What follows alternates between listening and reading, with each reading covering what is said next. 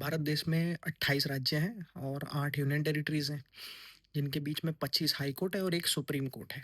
जितनी भी high court है उसके सारे जो चीफ जस्टिस हैं उनको उस पर्टिकुलर हाई कोर्ट का चीफ जस्टिस कहा जाता है। जैसे chief justice of Gujarat high court, chief justice of Bombay high court.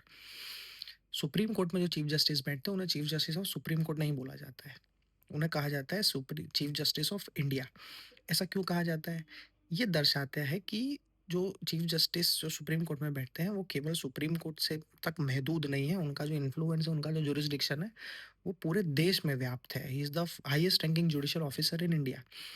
सिर्फ जुरिस्डिक्शन का मतलब केस टू केस बेसिस से नहीं, लेकिन उनका इन्फ्लुएंस जो है पूरे जुडिशियल सिस्टम पे है कि जुडिशरी काम कैसे करेगी। इसीलिए उन्हें चीफ जस्टिस ऑफ इंडिया कहा गया।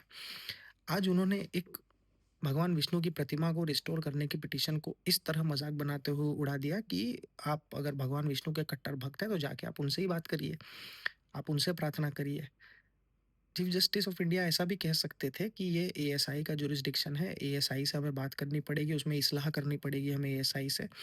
लेकिन चीफ जस्टिस इंडिया ने ये मुनासिब समझा कि एक जो धर्म का मुद्दा है, एक मज़हब का जो मुद्दा है, वो बहुत सेंसिटिव मुद्दा है, संवेदनशील मुद्दा है। उसे इस तरह मज़ाकिया तौर पे उसका तमस्खुर करके उसे उड़ा दिया जाए। बचना चाहिए था इन चीज़ों से।